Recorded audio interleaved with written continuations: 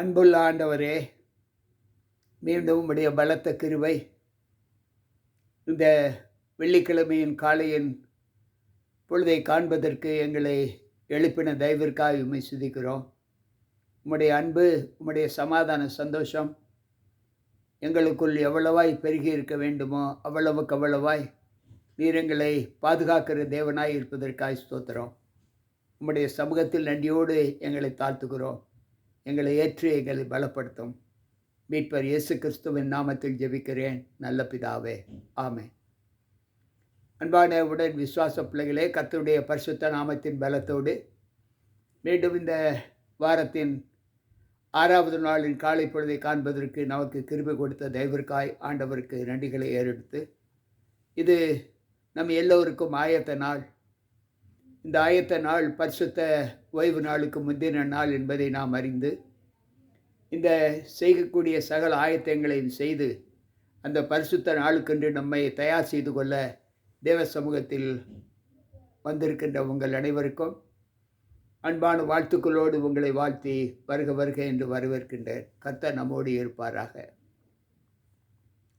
தேவன் இந்த நாளில் பாவியை ஒருபோதும் தள்ளாத நேசர், வாவென்று என்னை அழைக்கிறார் என்று பாடல் ஒன்றை நாம் பாடுகிறோம். ஆண்டவர் பாவியை நேசிப்பது எவ்வளவோ அவ்வளவுக்கு அவ்வளவு நாம் பாவம் செய்வதிலிருந்து நம்மை விலக்கிக் கொள்வதையும் அவர் நேசிக்கிறார். பாவத்தை அவர் வெறுக்கிறார். ஆனால் பாவம் செய்தவர்களை அவர் ஒரு நாளும் வெறுக்கவில்லை, அப்புறப்படுத்தவில்லை. இழந்து போனதை தேடவும் ரட்சிக்கவே மனுஷகுமாரன் இந்த லோகத்தில் வந்தார் என்று வேதம் சொல்லுகிறது. லூக்கா 19:10 நான் உங்களை ரட்சிப்பதற்கும் உங்களை காப்பதற்கும் நான் உங்களோடு கூட இருக்கிறேன் என்று எரேமியா 1:19 நாம் வாசிக்கிறோம். இந்த நாளிலும் ஆண்டவர் இந்த லோகத்தில் வாழ்கிற நம்மை ரட்சிப்பதற்கும் பாவத்தினின்று மீட்டு எடுப்பதற்குமே அவர் இந்த லோகத்தில் வந்தார் என்று வேதம் சொல்லுகிறது. அந்த அனுகூலத்தில் நாம் எல்லோரும் பாவிகள்தான். பாவம் செய்யாத மனிதன் இல்லையே என்று வேதம் சொல்லுகிறது.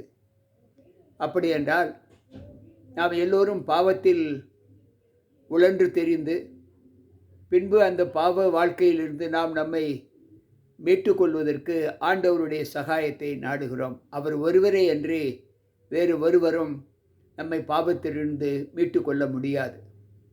எனவே நம்முடைய வாழ்க்கை பாவத்தை மீட்டுக்கொள்வதற்கு நாம் மனம் திரும்ப அவசியம் என்று ஆண்டவர் சொல்லுகிறார்.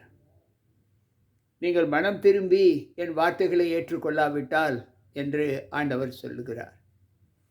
எரேமியாவின் புஸ்தகம் 18வது அதிகாரம் 8வது வசனத்தில், நான் விரோதமாய் பேசின அந்த ஜாதியார் தங்கள் பாவங்களை விட்டு அக்கிரமங்களை விட்டு என்னிடத்தில் திரும்பினால் நான் அவர்களுக்கு செய்ய நினைத்த தீங்கை செய்யாமல் இருப்பேன் என்று கர்த்தர் சொல்லுகிறார் என்று அந்த வாசகம் நமக்கு கற்றுக் கொடுக்கிறது. பாவிகளை அவர் மனம் திரும்ப வேண்டும் என்று விரும்புகிறார். அந்த பாவிகள் எவ்வளவு தயை காட்டினாலும் மன்னித்தாலும் மன்னிக்கப்பட்டிருந்தாலும் மீண்டும் மீண்டும் பாவ அனுபவத்தில் தங்களுடைய வாழ்க்கையை ஒப்பு கொடுக்கும்போது ஆண்டவர் சற்று நம் மீது கோபத்தை காட்டுகிறார். அன்பு பிள்ளைகளே, வேதாகமத்தில் ஆண்டவர் சொல்லுகிற வார்த்தை எசேக்கியேல் 18:21 துன்மார்க்கன் தான் செய்த எல்லா பாவத்தையும் விட்டு திரும்பி என் கட்டளைகளை எல்லாம் கை கொண்டு நியாயத்தையும் நீதியும் செய்வானே ஆகில் அவன் பிழைக்கவே பிழைப்பான், அவன் சாவதில்லை, அவன் செய்த எல்லா மீறுதல்களும் நினைக்கப்படுவதில்லை, அவன் தான் செய்த நீதியிலே பிழைப்பான் என்று அங்கே எசேக்கியேல் பக்தன் சொல்லுகிறார். நாம் தவறுகள் செய்துவிட்டோம். அந்த தவறு நமக்கு உணர்த்தப்படும் போது அந்த தவற்றை ஒருவேளை நம்முடைய பெற்றோர்களோ போதகர்களோ அல்லது நண்பர்களோ யாரை கொண்டாவது அவர் உணர்த்தும் போது அந்த வார்த்தைகளை நாம் ஏற்று இனிமேலும் அந்த பாவ வாழ்க்கையிலிருந்து நம்மை விடுவித்து கொள்ள வேண்டும் என்று ஆண்டவர் நம்மீது கட்டாயப்படுத்துகிறார். அப்படி இறங்கும்போது நாம் செய்த பாவங்கள் ஒன்றும் நினைக்கப்படுவது இல்லை. நாம் செய்த நன்மையான காரியங்களிலே நாம் நிலைத்திருந்து அதிலே நாம் பிழைத்திருப்போம் என்று ஆண்டவர் சொல்லுகிறார். எரேமியா 26:3 வாசிப்போம் என்றால், அவர் செய்கைகளை பொல்லாப்பு நிமித்தம் நான் அவர்களுக்கு செய்ய நினைத்த தீங்கை செய்யாமல் மனஸ்தாபப்பட்டு என்று சொல்லுகிறார்.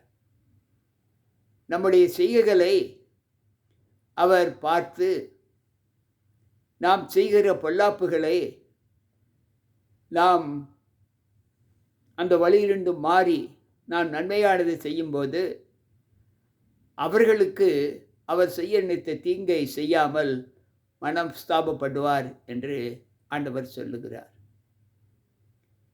அன்பு பிள்ளைகளே, தேவன் மன்னிக்கிறவர், இரக்கம் பெற்றவர். அவரைப் போல இரக்கம் காண்பிக்கக்கூடிய தன்மை இந்த உலகத்தில் நமக்கு வராது.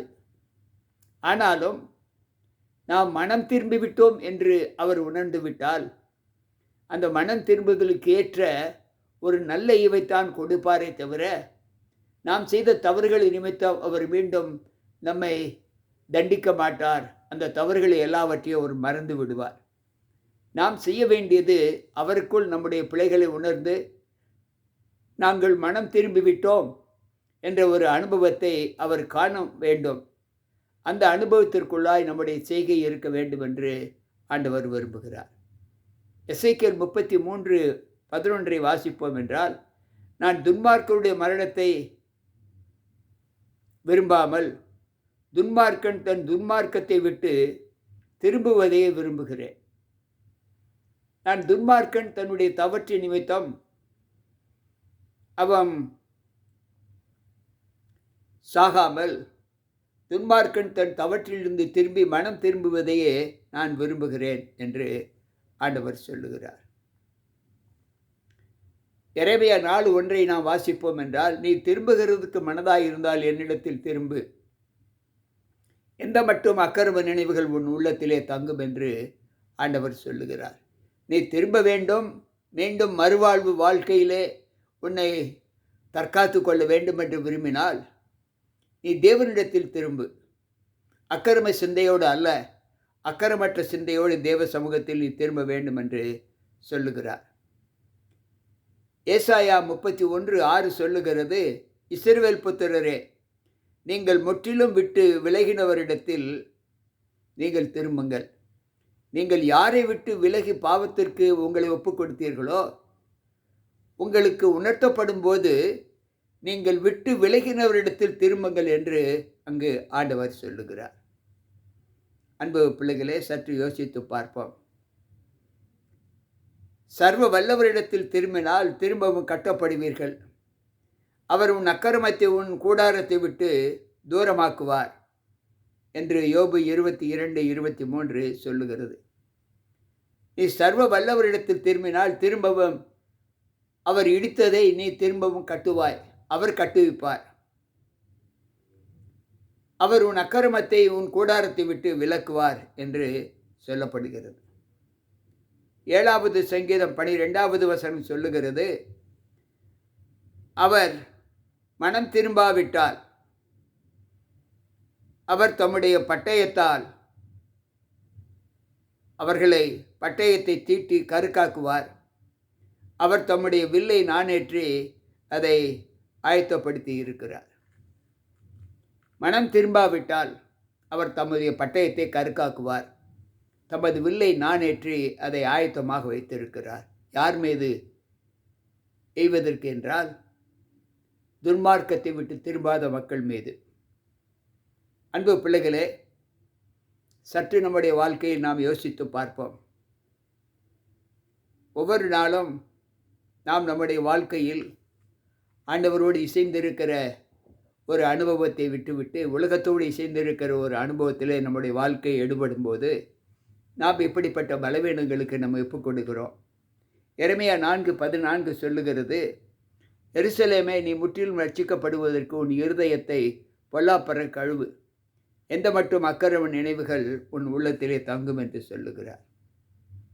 எனக்கு பிரியமான தேவ பிள்ளைகளே, எசேக்கியேல் 18:31-32 வாசிப்போம் என்றால், மனம் திரும்புங்கள் அப்பொழுது பிழைப்பீர்கள், சாகிறவனுடைய சாவை நான் விரும்புவது இல்லை என்று சொல்லுகிறார். துன்மார்க்கன் சாகிறது எனக்கு எவ்வளவேனும் பிரியமோ என்று எசேக்கியேல் 18, அவன் தன் வழியை விட்டு திரும்பி பிழைப்பதல்லவோ எனக்கு பிரியம் என்று எசேக்கியேல் 18:23 சொல்லுகிறார்.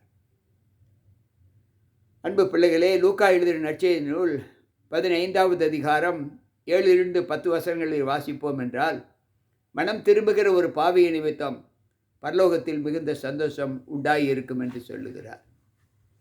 எனக்கு பிரியமான தேவ பிள்ளைகளே, மனம் திரும்புதல் எவ்வளவு அவசியம் என்பதை நாம் கேட்ட சத்திய வசனங்களிலிருந்து நாம் அறிய முடிகிறது.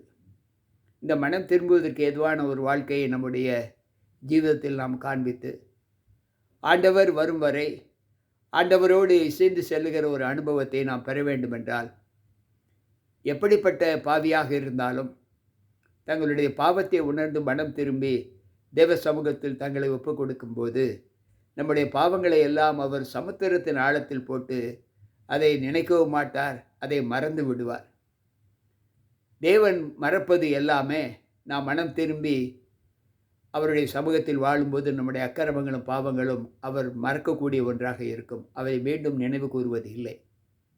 எனவே எனக்கு பிரியமான தேவ பிள்ளைகளே, தேவனை நம்முடைய பாவங்களை மறக்கச் செய்வதற்கு, நம்முடைய துன்மார்க்கத்தை மறக்கச் செய்வதற்கு நாம் செய்ய வேண்டிய ஒரே ஒரு வழி, நாம் மனம் திரும்பி தேவ சமூகத்தில் செல்வது. இந்த அனுபவத்தை கேட்டுக்கொண்டிருக்கிற நம்மில் யாராவது பெற்றால், அது இன்றைக்கு கேட்ட வசனத்திற்கு மிகுந்த சந்தோஷத்தை கொடுக்கும் என்று நான் கர்த்தருக்குள் நம்புகிறேன். வெட்கப்பட வேண்டாம், கூச்சப்பட வேண்டாம், யார் நம்மை பார்த்து கேவலப்படுத்துவார்கள் என்ற எண்ணம் நமக்கு வேண்டாம். நம்மை அவமானப்படுத்துகிறவர் ஆண்டவர் ஒருவர் தான். அவர் கூட அந்த அவமானப்படுத்துவதில் சந்தோஷப்பட மாட்டார், வருத்தப்படுவார்.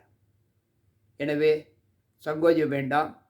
இந்த நாளில் கேட்ட இந்த வார்த்தைகளின் நிமித்தம் யாருக்காவது மனம் திரும்புகிற ஒரு சூழ்நிலை இந்த வார்த்தையினாலே கிடைக்கும் என்றால், அதை ஏற்றுக்கொண்டு அன்போடு தேவ சமூகத்தில் திரும்புங்கள். ஒரு பாவியை மரணத்திலிருந்து ரட்சிக்கிற ஒரு பாக்கியம் இன்றைக்கு உங்களுக்கு கிடைக்கும் என்று நான் நம்புகிறேன். ஜெபிப்போமா?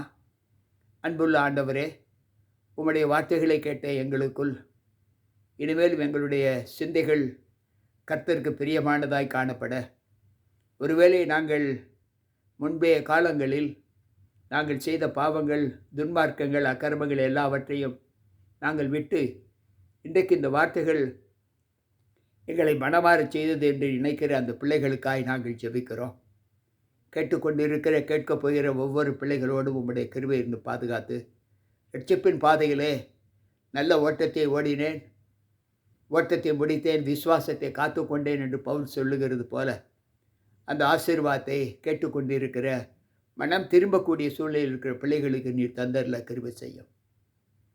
இந்த நாளின் ஆசீர்வாதத்தோடு நாங்கள் கடந்து சென்று, இந்த நாளில் நாங்கள் மனம் திரும்பின பாவிகளாக எங்களை உம்முடைய கரத்தில் ஒப்புக் கொடுக்கிறோம். எங்களை ஏற்று பலப்படுத்தும். மீட்பர் இயேசு கிறிஸ்துவின் நாமத்தில் ஜெபிக்கிறேன் நல்ல பிதாவே, ஆமென். அன்பு பிள்ளைகளே, கேட்ட வார்த்தைகள் நிச்சயமாக உங்களுக்கு நல்ல ஆசீர்வாதமாக, ஒரு திருப்புமுனையாக இருக்கும் என்று நான் கர்த்தருக்குள் நம்புகிறேன். மீண்டும் நாளை சந்திப்போம். உங்கள் போதகர் ஜி.கே. ராபர்ட். கர்த்தர் நம்மோடு இருப்பாராக. ஆமென்.